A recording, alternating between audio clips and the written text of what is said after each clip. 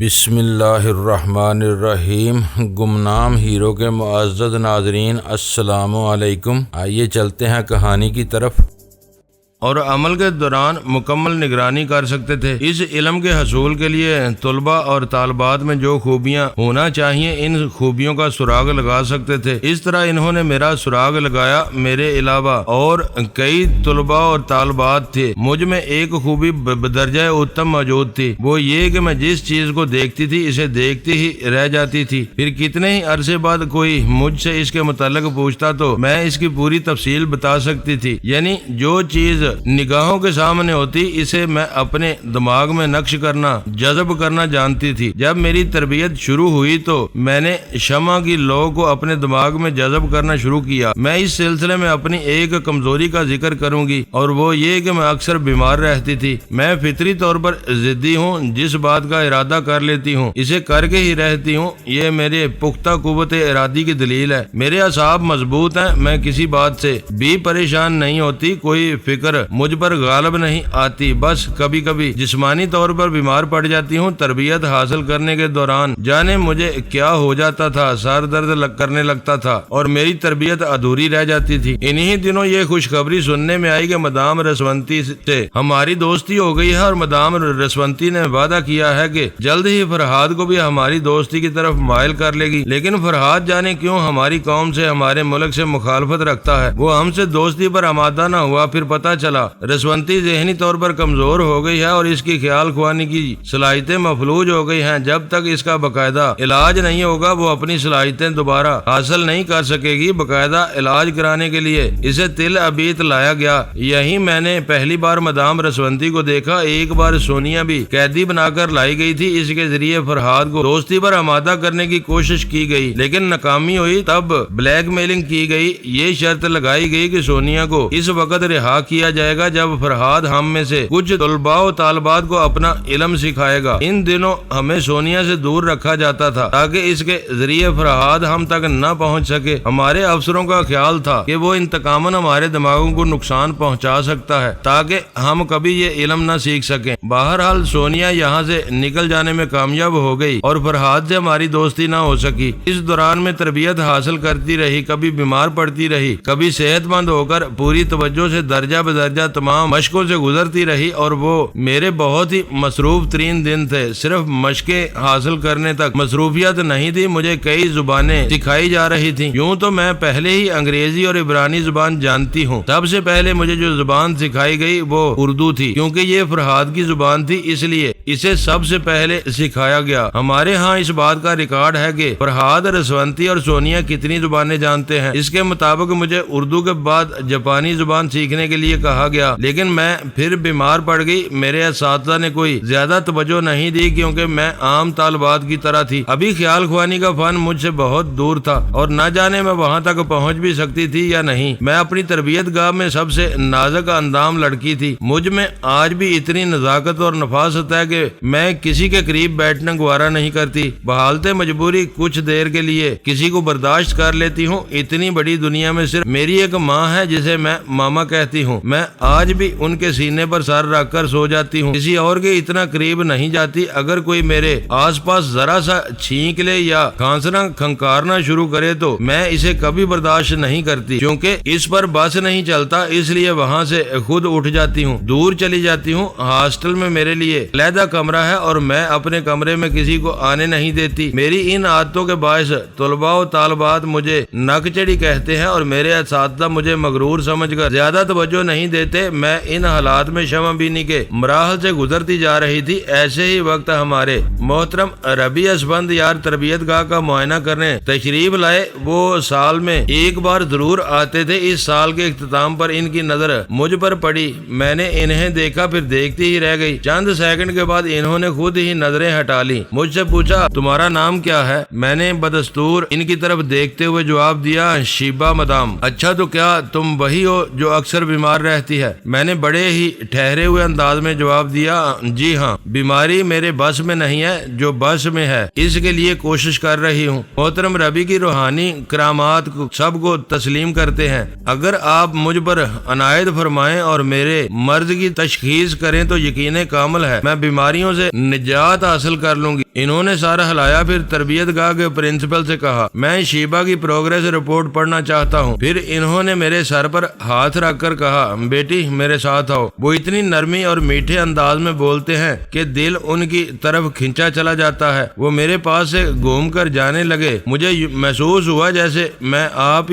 ان کی طرف کھینچی جا رہی ہوں۔ ان کی چال میں بڑا استقلال تھا، جیسے ایک قادور فاتح باری برکم شخصیت کے ساتھ بابکار انداز میں چل رہا ہو۔ اس کا ہر قدم دھڑکتے ہوئے دل پر پڑتا جا رہا تھا۔ آج تک محترم ربی کے سامنے کسی نے سر اٹھا کر گفتگو نہیں کی تھی، بجائے یہ کہ میں نے چند سیکنڈ تک آنکھیں ملائی تھیں۔ شاید یہ گستاخی ہوئی تھی، اس کے باوجود انہوں نے نہایت ہی نرم اور شیریں لہجے میں گفتگو کی تھی۔ میں ان کے پیچھے چلتے ہوئے ایک کمرے میں آئی۔ انہوں نے مجھے کرسی پر بیٹھنے کے لیے کہا، پھر ایک کرسی میرے سامنے کھینچ کر بیٹھ گئے۔ ایک منٹ کے بعد ہی میری پروگریس رپورٹ وہاں پہنچ گئی۔ انہوں نے پرنسپل کو حکم دیا آپ لوگ باہر جائیں۔ وہ سب چلے گئے۔ انہوں نے اٹھ کر دروازے کو اندر سے بند کیا، پھر میرے سامنے آ کر بیٹھ گئے۔ میری پروگریس رپورٹ کو شروع سے آخر تک دیکھنے لگے۔ یوں تو میں سرکاری طور پر 4 برس کی عمر سے ہی تربیت حاصل کر رہی تھی، لیکن ٹیلی پیتھی کا جو نیا شعبہ قائم کیا گیا تھا وہاں داخلے کے بعد میرا تیسرا سال تھا۔ وہ پہلے سال سے لے کر تیسرے سال تک کی رپورٹ بڑی توجہ سے پڑھتے جا رہے تھے۔ پھر انہوں نے وہ تمام رپورٹیں ایک طرف رکھ دی، مجھے مخاطب کیا۔ میں سر جھکائے بیٹھی ہوئی تھی۔ انہوں نے کہا شیبہ میری آنکھوں میں دیکھو۔ میں نے جھجکتے ہوئے کہا محترم ربی مجھ سے گستاخی ہوئی تھی، میں آپ سے نظریں ملانا نہیں چاہتی تھی، لیکن کیا کروں، پچھلے 2.5 برس سے شمع بینی کی مشق کرتے کرتے میری نظر ایک جگہ ٹھہر جانے کی عادی ہو گئی ہے۔ انہوں نے نرم لہجے میں کہا ٹیلی پیتھی کے علم پر دسترس رکھنے والے ایک استاد نے تمہاری عادات کے متعلق جو رپورٹ لکھی ہے اسے میں پڑھ چکا ہوں۔ تم بچپن ہی سے ہر چیز کو ایک ٹک دیکھتے رہنے کی عادی ہو، تمہاری یادداشت حیرت انگیز ہے۔ جس چیز کو ایک بار نظر بھر کر دیکھ لیتی ہو اسے پوری تفصیل سے یاد رکھتی ہو۔ میں نے تائید میں سر ہلا کر کہا جی ہاں آپ کی دعائیں ہیں۔ جب تم نے مجھ سے نظریں ملائیں تو جانتی ہو میں نے کیا دیکھا؟ میں نے بے اختیار سر اٹھا کر انہیں سوالیہ نظروں سے دیکھا۔ انہوں نے کہا تم جانتی ہو میں ترمیمی عمل کے ذریعے دلوں کے بھید معلوم کر لیتا ہوں۔ جی ہاں بزرگ محترم میں جانتی ہوں۔ جب تم نے مجھ سے نظریں ملائیں تو میں نے دیکھا تمہاری آنکھوں کی دونوں پتلیوں کی جگہ شمع کی لوئیں روشن تھی۔ میں ایک دم سے کانپ گئی، بے یقینی سے انہیں دیکھنے لگی۔ انہوں نے کہا اس رپورٹ کے مطابق تمہاری عمر 18 برس ہے۔ 18 برس کی لڑکیوں کی آواز میں ایسا ٹھہراؤ، ایسی پختگی نہیں ہوتی جو تمہاری آواز اور لہجے میں آ گئی ہے۔ میری آنکھوں سے کوئی عام آدمی آنکھیں نہیں ملا سکتا، مگر تم ملا رہی تھی۔ میں ایک بار پھر معافی کی درخواست گار ہوں۔ میں ناراض نہیں ہوں، بہت خوش ہوں اور تمہیں نیک مشورے دینا چاہتا ہوں۔ بزرگ محترم آپ مشورے نہیں حکم دیجئے، یہ کنیز اس پر عمل کرے گی اور فخر کرے گی۔ شاباش بیٹی، میری ہدایت ہے آئندہ تم کسی سے آنکھ ملا کر بات نہ کرو۔ تم جس سے آنکھ ملاؤ گی تمہاری نظریں اس کے دماغ میں چبھیں گی۔ احتیاط کا تقاضا ہے کہ تم نظریں جھکا کر گفتگو کیا کرو۔ میں نہیں چاہتا کہ تمہاری کامیابی کا علم سب کو ہو۔ میں نے خوش ہو کر پوچھا محترم ربی کیا میں اس علم میں کامیابی حاصل کرنے والی ہوں؟ ہاں میری دعائیں تمہارے ساتھ ہیں۔ آج سے تم اس تربیت گاہ میں نہیں رہو گی۔ میں نے انہیں سوالیہ نظروں سے دیکھا۔ انہوں نے کمال شفقت سے میرے سر پر ہاتھ رکھتے ہوئے کہا اب تم میری بیٹی ہو اور میرے پاس رہو گی، بڑی رازداری سے خیال خوانی کے مرحلے تک پہنچنے کی کوشش کرو گی۔ انہوں نے اپنی کرسی کو میرے اور قریب کر لیا، پھر سرگوشی میں سمجھانے لگے۔ تھوڑی دیر بعد انہوں نے تربیت گاہ کے پرنسپل کو بلایا اور اس سے کہا میں نے اس لڑکی کی تمام رپورٹیں پڑھ لی ہیں۔ اس کی میڈیکل رپورٹ سے ثابت ہوتا ہے کہ یہ ٹیلی پیتھی کے شعبے میں کامیابی حاصل نہیں کر سکے گی۔ تعجب ہے اتنے دنوں سے خواہ مخواہ کیوں اسے آزمایا جا رہا ہے۔ میرا مشورہ ہے اس کا نام یہاں سے خارج کر دیا جائے۔ پرنسپل نے ادب سے کہا آپ کا حکم سر۔ آنکھوں پر مجھے اس بچی سے ہمدردی ہے، میں اس کا روحانی علاج کروں گا۔ انہوں نے اٹھتے ہوئے کہا بیٹی تم جب چاہو علاج کے لیے اپنے والدین کے ساتھ میرے یہاں آ سکتی ہو۔ محترم ربی جانے لگے۔ سب ایک طرف ادب سے سر جھکا کر کھڑے ہو گئے تھے۔ میں نے بھی سر جھکا لیا تھا۔ محترم ربی کی ہدایت پر میرے والدین کو اطلاع دے دی گئی تھی، وہ میرے لیے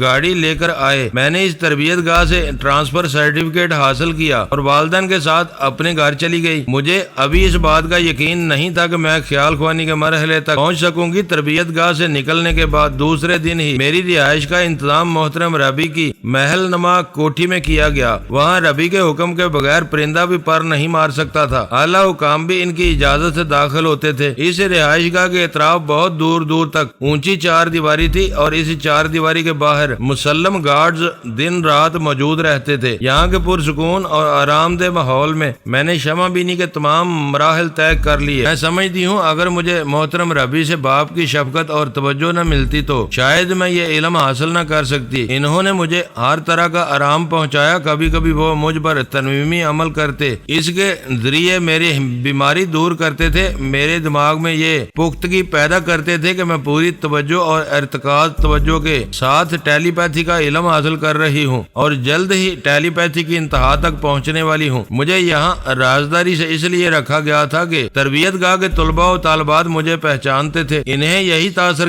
دیا گیا تھا کہ میں ٹیلی پیتھی کے معاملے میں ناکارہ ہوں اور یہ علم کبھی حاصل نہیں کر سکوں گی، لہذا مجھے وہاں سے نکال دیا گیا ہے۔ بہرحال محترم ربی کے تنویمی عمل نے مجھے بہت سہارا دیا۔ میں نے شمع بینی کے بعد تسخیر کی مشق شروع کر دی۔ اس مشق کے لیے کھلی اور پرسکون جگہ کی ضرورت تھی۔ میں رہائش گاہ کے باہر خوبصورت باغیچے میں یہ مشق کرنے لگی۔ یہاں کوئی مداخلت کرنے والا نہیں تھا۔ میں نے ایک درخت کے تنے پر ایک ننھا سا دائرہ بنا لیا تھا۔ روز اس کے سامنے ذرا فاصلے پر پلیتھی مار کر بیٹھ جاتی تھی اور اس ننھے سیاہ دائرے پر نگاہیں جمائے رکھتی تھی۔ ہفتے اور مہینے گزرنے لگے۔ ایسی مشقوں کے دوران کئی بار مجھ سے غلطیاں ہوئیں، اکثر انجانہ سا خوف طاری ہوتا تھا۔ ایسے وقت ربی مجھے سنبھال لیا کرتے تھے۔ کبھی میرا ذہنی توازن بھی ڈگمگایا، کبھی تیز بخار بھی آیا اور کبھی مجھ پر دیوانگی کا عالم بھی طاری ہوا۔ اگر محترم ربی میرے پاس نہ ہوتے تو شاید میں اس دنیا سے اٹھ چکی ہوتی۔ وہ مجھے بڑی محبت سے، بڑی توجہ سے سنبھالتے تھے اور تنویمی عمل کے ذریعے میرے دماغ میں زیادہ سے زیادہ حوصلہ اور قوت ارادی پیدا کرتے تھے۔ میں التسخیر کی مشقوں سے بھی گزرتی جا رہی تھی۔ پہلے جو ننھا سا دائرہ بنایا تھا، اس دائرے کو بتدریج بڑا کرتی جا رہی تھی، حتیٰ کہ وہ چنے کے برابر دائرہ بڑھتے بڑھتے چاند کے برابر ہو گیا۔ ربی اسفند یار بہت خوش تھے۔ میں انہیں اپنے تاثرات اور احساسات بتاتی جاتی تھی۔ دائرہ جتنا بڑھتا جاتا تھا وہ میری نگاہوں کے سامنے آ کر اوجل ہوتا جاتا تھا اور یہی کامیابی کی نشانیاں تھیں۔ حتیٰ کہ جب چاند کے برابر سیاہ دائرہ بھی میری نگاہوں کے سامنے آ کر اوجل ہونے لگا تو میں نے اپنی آنکھوں میں ایک عجیب سی پراسرار قوت محسوس کی۔ میں جہاں نظر اٹھا کر دیکھتی وہاں بے شمار چاند کے برابر روشن دائرے جگمگانے لگتے۔ وہ سیاہ دائرے اب روشن ہو گئے تھے، یعنی مجھے تاریکی میں روشنی کا سراغ مل رہا تھا۔ دوسرے لفظوں میں مجھے انسانی دماغ کے تاریک تہہ خانوں میں اترنے کا راستہ نظر آتا جا رہا تھا۔ ربی اسفند یار خوشی سے میری پیشانی چومتے تھے، میرے سر پر ہاتھ رکھ کر دعائیں دیتے تھے اور میرا حوصلہ بڑھاتے تھے۔ پھر میں نے اس سلسلے کی آخری مشقوں کا آغاز کیا اور وہ کشف سمعی کی مشقیں تھیں۔ کشف سمعی کے ذریعے فضا میں بکھری ہوئی گم گشتہ آوازوں کو سننے کی قوت حاصل ہوتی ہے۔ میں رات کے پچھلے پہر 3 بجے بیدار ہوتی تھی اور اسی باغیچے میں پہنچ جاتی تھی۔ اپنے دونوں کانوں میں روئی ٹھونس لیتی تھی تاکہ دنیاوی آوازیں مجھ تک نہ پہنچ سکیں۔ یوں بھی رات کو یہ عمل ہوتا تھا۔ اس رہائش گاہ کے اطراف دور دور تک کسی گاڑی کو یا کسی غیر متعلقہ شخص کو گزرنے کی اجازت نہیں تھی۔ اب قوت سماعت سے اوروں کے دماغی خیالات کو سننے کی مشق شروع ہو گئی، لیکن سننے کا عمل کانوں سے نہیں تھا، دماغ سے تھا۔ ایک تو میں دھن کی پکی ہوں، دوسرے ربی اسفند یار جیسی شخصیت نے مجھے سہارا دے رکھا تھا۔ وہ مجھے ہر مشکل وقت میں سنبھال لیتے تھے۔ اس طرح میں ان مشقوں سے بھی گزرنے لگی۔ اس عمل کے دوران میں آوازوں کی ایک ندیدہ اور پراسرار دنیا میں سفر کرنے لگی۔ کبھی انجان اور کبھی جانی پہچانی آوازیں میری سماعت تک پہنچتی تھی، لیکن اس سماعت کا تعلق میرے کانوں سے نہیں، میرے دماغ سے تھا۔ میں اکثر محسوس کرتی کہ عجیب و غریب سحر انگیز آوازیں میرے دماغ کو چھو رہی ہیں اور چھو کر گزر رہی ہیں۔ میں آہستہ آہستہ راز ہائے سماعت کے پردے اٹھاتی جا رہی تھی۔ کچھ عرصے کے بعد آوازوں کی بھیڑ چھٹنے لگی۔ وہ انتشار ختم ہونے لگا جو ابتدا میں تھا۔ اب میں ایک ہی وقت میں ایک ہی آواز سننے کی کوشش کرتی تھی اور کامیاب ہو جاتی تھی۔ انسان دانستہ یا نہ دانستہ اپنی محبوب چیزوں کی طرف جاتا ہے۔ میں بیان کر چکی ہوں، مجھے اتنی بڑی دنیا میں صرف اپنی ماں سے بہت انسیت ہے۔ میں انہیں ماما کہتی ہوں اور اکثر تنہائی میں انہی کو یاد کرتی ہوں۔ ایسی مشقوں کے دوران جب کہ میں ایک وقت میں ایک ہی آواز سننے کی عادی ہوتی جا رہی تھی تو میں نے ماما کی آوازیں سنی تھی۔ اب مجھے معلوم ہو چکا تھا تھا کہ اپنے دماغ کے اندر کسی کی آواز کیسے سنی جاتی ہے۔ یہ محض ٹیلی پیتھی پر منحصر نہیں ہے۔ ہر انسان ذرا توجہ سے اپنے کسی عزیز یا محبوب کی کسی پچھلی گفتگو کو یاد کرے تو وہ گفتگو اپنے محبوب کی مخصوص آواز اور لب و لہجے کے ساتھ دماغ میں تازہ ہو جاتی ہے۔ پہلے مجھے یہی گمان گزرا کہ میں اپنی ماما کے لب و لہجے کو یاد کر رہی ہوں، مگر ان کی گفتگو پچھلی نہیں تھی۔ وہ اسی لمحے اپنے کمرے میں ڈیڈی سے باتیں کر رہی تھی۔ مجھے یوں لگا جیسے میں اپنی ماما کا دماغ بن گئی ہوں اور ان کی آنکھوں سے دیکھ رہی ہوں۔ ان کا بیڈ روم نظر آ رہا ہے اور سامنے ڈیڈی غصے سے ٹہل رہے ہیں۔ یہ میرا تصور بھی تو ہو سکتا تھا۔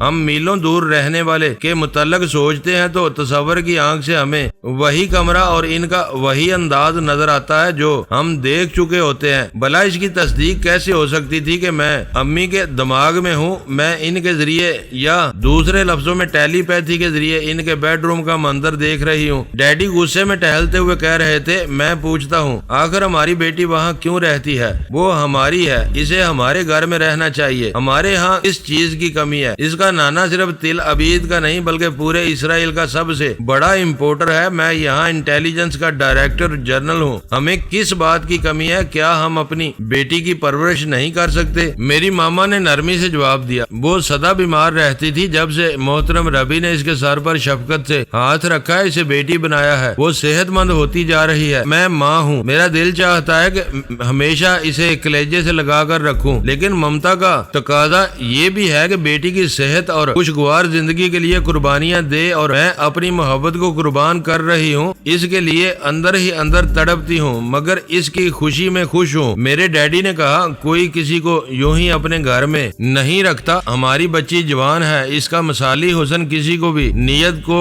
ڈاواڈول کر سکتا ہے۔ ماما نے غصے سے کہا، زبان سنبھال کر بات کریں۔ کیا آپ محترم ربی پر گھٹیا انداز میں شبہ کرنے کی جرت کر رہے ہیں؟ اس میں جرت کا سوال پیدا نہیں ہوتا۔ آخر محترم ربی ایک انسان ہے، اس سے آگے ایک لفظ نہ کہنا۔ میں جانتی ہوں تمہارا کوئی ایمان، کوئی مذہب نہیں ہے۔ پہلے تم مسلمان تھے، پھر عیسائی بن گئے اور اب یہودی بن کر اتنے عرصے سے زندگی گزار رہے ہو، مگر تمہارا دل و دماغ نہ کسی خدا کو مانتا ہے نہ کسی پیغمبر کو۔ پھر تم کسی مذہب کو کیا مانو گے؟ اور جب نہیں مانو گے تو کسی بھی مذہب کے بزرگ کی عزت کیسے کر سکو گے؟ میں تم سے بحث نہیں کرنا چاہتا، ایک بات کہہ دیتا ہوں، مجھے اپنی بیٹی چاہیے۔ یہ اتنا بڑا گھر اس کے بغیر ویران ہے۔ ہمارا اور بھی ایک بیٹا ہے، ایک بیٹی ہے۔ ہونے سے کیا ہوتا ہے؟ جو چیز گم ہو جاتی ہے اسی کی جستجو ہوتی ہے، اسی کے لیے دل تڑپتا ہے۔ میں کشف سمعی کی قوتوں سے یہ باتیں سن رہی تھی، مگر پھر بھی یقین نہیں تھا کہ اس لمحے میری ماما ڈیڈی کے ساتھ اپنے کمرے میں ہیں اور وہ دونوں مجھے موضوع بحث بنا کر بات کر رہے ہیں۔ میں تصدیق کرنا چاہتی تھی وہ اسی شہر میں تھے، مگر مجھ سے بہت دور تھے، میں وہاں جا کر دیکھ نہیں سکتی تھی۔ البتہ اپنے قریب رہنے والوں کو کشف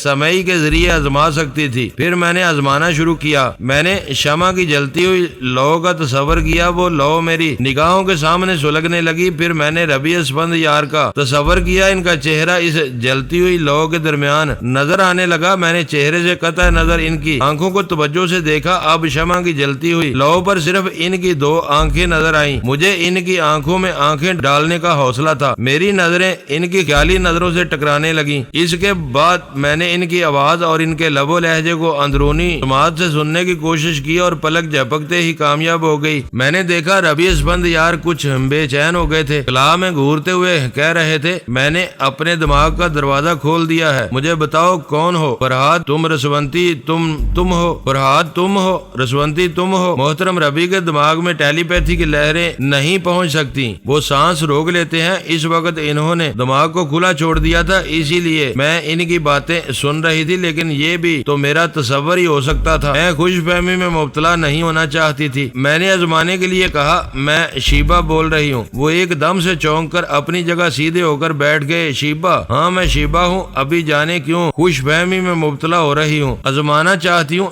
یہ خوش فہمی ہے یا حقیقت؟ میں معلوم کرنا چاہتی ہوں۔ محترم ربی کی آواز اور لب و لہجے کو پوری توجہ سے اپنی گرفت میں لے کر ان کے پاس پہنچ سکتی ہوں یا نہیں، اور اگر پہنچ رہی ہوں تو میں محترم بزرگ سے درخواست کرتی ہوں کہ وہ اپنا دماغ میرے لیے کھلا رکھیں اور وہاں سے اٹھ کر میرے پاس چلے آئے۔ میں نے دیکھا کہ محترم ربی تذبذب میں تھے، سوچ رہے تھے کیا مجھے فریب دیا جا رہا ہے؟ کیا فرحاد اور رسونتی کوئی چال چلنا چاہتے ہیں یا میری شیبہ ہے وہ یک بیک اٹھ کر کھڑے ہو گئے۔ ہاں شیبہ، ہو سکتی ہے، کیوں نہیں ہو سکتی؟ وہ تیزی سے کامیابیاں حاصل کرتی جا رہی ہے، ایسا ہو سکتا ہے، مجھے اس کے پاس جانا چاہیے۔ ربی اپنے روحانی عمل سے ساری دنیا کو سحر زدہ کر سکتے ہیں، لیکن خود کسی سے سحر زدہ نہیں ہو سکتے۔ مگر میں نے دیکھا اس لمحے ان پر ایسی ہی کیفیت طاری تھی جیسے میں نے سحر پھونک دیا ہو۔ وہ بے اختیار وہاں سے چلتے ہوئے اپنے کمرے سے نکل کر مختلف کمروں اور راہداریوں سے گزرتے ہوئے محل نما کوٹھی کے باہر آ گئے تھے۔ میری آنکھیں بند تھی، میں شمال کی طرف رخ کیے بیٹھی ہوئی تھی۔ مقناطیسی لہریں میرے دماغ کو چھو رہی تھی اور سوچ کی لہریں محترم ربی کے دماغ تک پہنچ رہی تھی۔ حالانکہ ابھی تصدیق نہیں ہوئی تھی، ویسے میں انہیں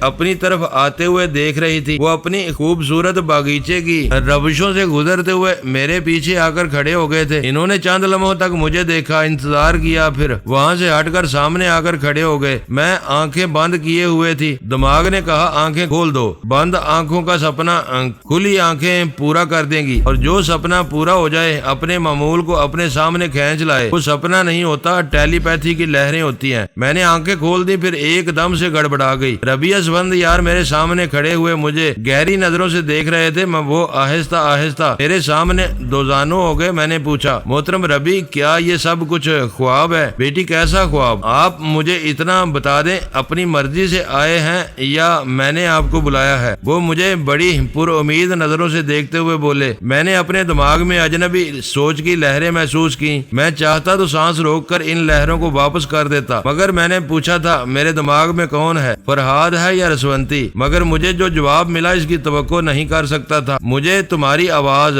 تمہارا لب و لہجہ سنائی دیا۔ اسی لب و لہجے میں جواب ملا کہ شیبہ بول رہی ہوں۔ میں نے ہاں ہاں کے انداز میں سر ہلا کر کہا، میں نے ابھی یہی کچھ سنا تھا، اپنی اندرونی سماعت سے سنا تھا۔ آپ پوچھ رہے تھے کہ کون ہے، فرہاد ہے یا رسونتی ہے، اور میں نے جواب میں اپنا نام بتایا تھا۔ بیٹی پھر تم نے اس کے بعد کیا کہا تھا؟ میں خوش فہمی میں مبتلا نہیں رہنا چاہتی، میں خود کو آزما رہی ہوں۔ میں نے آپ سے درخواست کی تھی کہ میری سوچ کی لہریں آپ تک پہنچ رہی ہیں تو آپ وہاں سے چل کر میرے پاس آ جائیں تاکہ تصدیق ہو سکے۔ ہاں ہاں بیٹے، بالکل یہی بات ہے، یہی بات میں نے اپنے دماغ میں سنی اور میں یہاں چلا آیا۔ اوہ میرے رب عظیم، یہ تو کمال ہو گیا۔ میری بچی، پھر اپنی صلاحیتوں کو آزماؤ، میرے دماغ تک پہنچو۔ ہم زبان سے نہیں، سوچ کے ذریعے گفتگو کریں گے۔ میں نے آنکھیں بند کر لی، اسی طرح محترم ربی کا تصور کیا، ان کی آواز اور لب و لہجے کو گرفت میں لیا۔ پھر پوچھا کیا آپ اپنے دماغ میں میری آواز سن رہے ہیں؟ انہوں نے پوچھا بیٹی کیا تم نے ابھی مجھ سے پوچھا ہے کہ میں اپنے دماغ میں تمہاری آواز سن رہا ہوں؟ جی ہاں، میں نے ابھی یہی پوچھا تھا۔ وہ خوش ہو کر بولے، اوہ خدایا، تیرا لاکھ لاکھ شکر ہے۔ بیٹی تم کچھ اور پوچھو۔ میں سوچ کے ذریعے پوچھ دی گئی، وہ زبان کے ذریعے تصدیق کرتے گئے۔ پھر تو انہوں نے فرتے مسرت سے میرے دونوں بازوؤں کو بڑی نرمی سے تھام کر گاز پر سے اٹھایا۔ میں ان کے سامنے کھڑی ہو گئی۔ انہوں نے میرے سر پر محبت سے ہاتھ پھیرا، پھر فرتے مسرت سے میری پیشانی کو چوم لیا، مجھے دعائیں دینے لگے۔ اب سے پہلے شاید ہی انہیں کسی نے مسکراتے دیکھا ہو۔ ان کے چہرے پر ایک ایسا روب اور دبدبا ہوتا تھا کہ نظریں جھک جاتی تھیں۔ اگرچہ وہ نرمی سے گفتگو کرتے تھے لیکن کبھی مسکراتے نہیں تھے۔ اس وقت میں نے انہیں خوشی سے بے حال دیکھا، جیسے ان کے اندر مسرتوں کی آندیاں چل رہی ہوں اور وہ تنکے کی طرح اڑنے سے خود کو بچا رہے ہوں۔ انہوں نے بڑے ضبط سے کام لیتے ہوئے کہا، میری بچی اندر چلو۔ میں ان کے حکم کے مطابق جانے سے پہلے سر جھکا کر ایک طرف ہٹ گئی تاکہ آگے وہ جائیں، پیچھے میں چلوں۔ ہمارے ربی کے آگے کوئی نہیں چلتا، سب ان کے پیچھے سائے کی طرح چلتے ہیں۔ اس بار انہوں نے میرے شانے پر ہاتھ رکھ کر کہا، آگے چلو۔ میں ان کے حکم سے انکار نہ کر سکی اور آگے آگے چلنے لگی۔ مجھے محسوس ہو رہا تھا ان کا ہاتھ صرف میرے شانے پر نہیں بلکہ پورے وجود پر چھایا ہوا ہے۔ وہ مجھے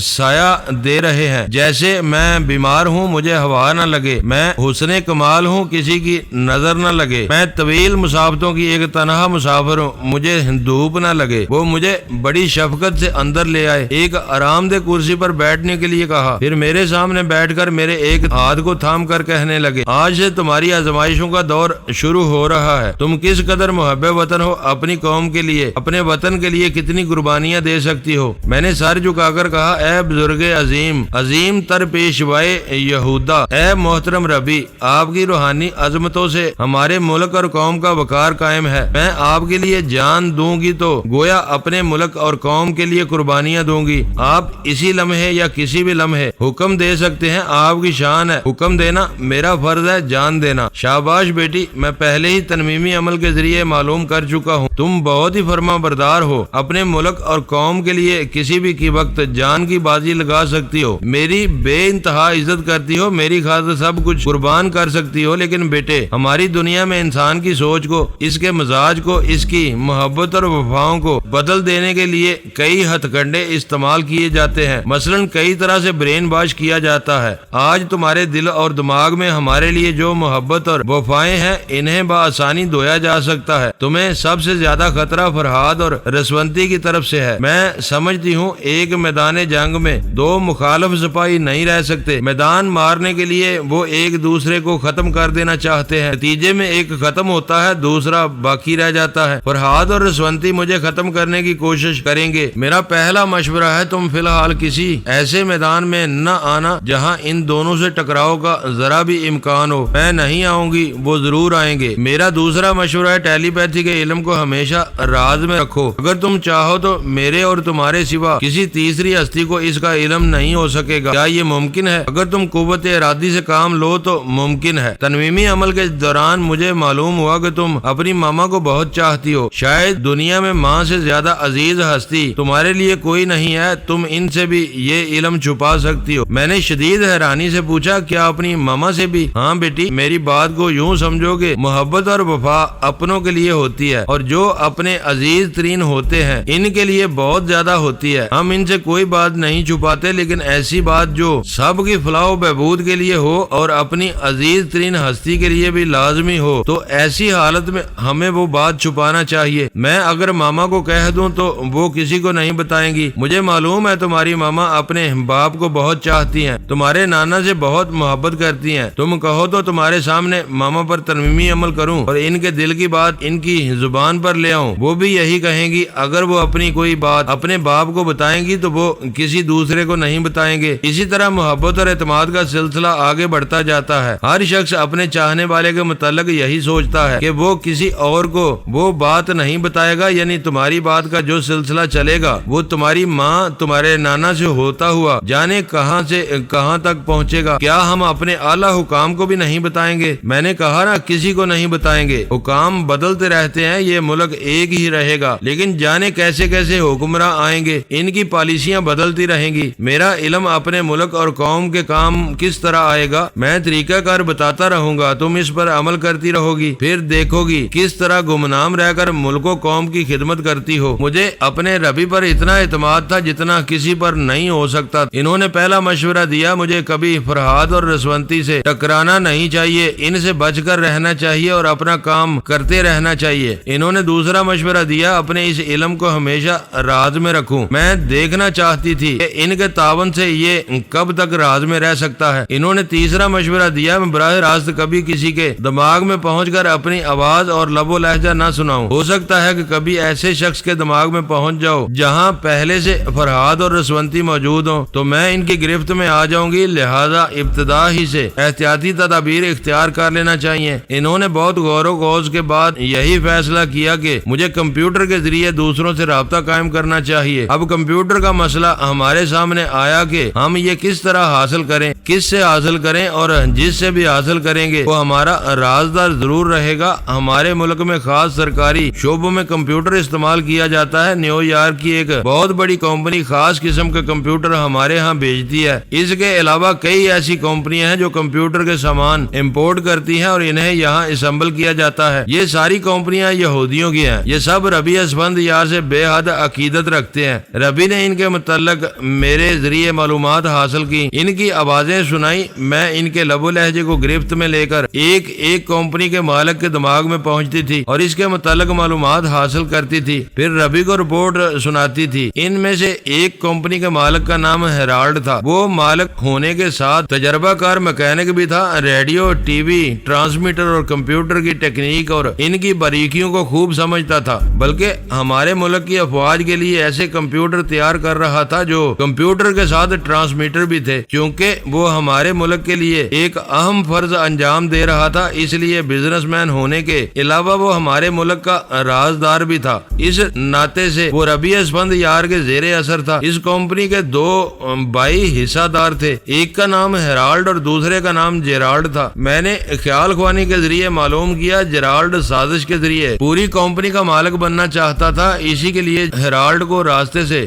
ہٹانا ضروری تھا۔ راستے سے ہٹانے کا مطلب یہی تھا کہ اسے ہمیشہ کے لیے ختم کر دیا جائے۔ ربی اسفند یار نے ہیرالڈ کو بلا کر پوچھا، تم اپنے بھائی پر کس حد تک بھروسہ کرتے ہو جتنا میں آپ پر کرتا ہوں؟ کیا تم کبھی اس پر شبہ کر سکتے ہو؟ ہرگز نہیں۔ اگر وہ تمہاری جان لینا چاہے اور اس کا ثبوت فراہم کر دیا جائے تو؟ ہیرالڈ نے بے یقینی سے انہیں دیکھا۔ انہوں نے پوچھا، کیا تمہیں اپنی ربی کی زبان پر بھی یقین نہیں ہے؟ اس نے سر جھکا کر ادب سے کہا، میں آپ کے لیے جان بھی حاضر ہے۔ ہم کبھی سوچ بھی نہیں سکتے کہ آپ کسی معاملے میں کوئی غلط بات کہہ سکتے ہیں۔ اگر آپ میرے بھائی پر شبہ کرتے ہیں تو میں بھی شبہ کرنے کے لیے تیار ہوں، صرف اس لیے کہ آپ محترم ہیں، قابل اعتماد ہیں۔ صرف اتنا ہی کافی نہیں ہے، اپنی آنکھوں سے تماشا دیکھ لو، اس کے بعد مجھے اور زیادہ محترم اور قابل اعتماد سمجھو گے۔ بھائی پر اعتماد خواہ کتنا ہی مستحکم کیوں نہ ہو، ثبوت ملنے پر وہ متزلزل ہو جاتا ہے۔ ہاں، ثبوت ملے گا اور کل صبح ملے گا۔ کیا تم الگ صبح اٹھنے کے عادی نہیں ہو؟ جی ہاں، میں گھر میں سب سے پہلے اٹھتا ہوں اور 2 میل تک پیدل چلتا ہوں۔ آپ کو معلوم ہے میں دل کا مریض ہوں، ڈاکٹر نے مجھے صبح جلدی اٹھنے اور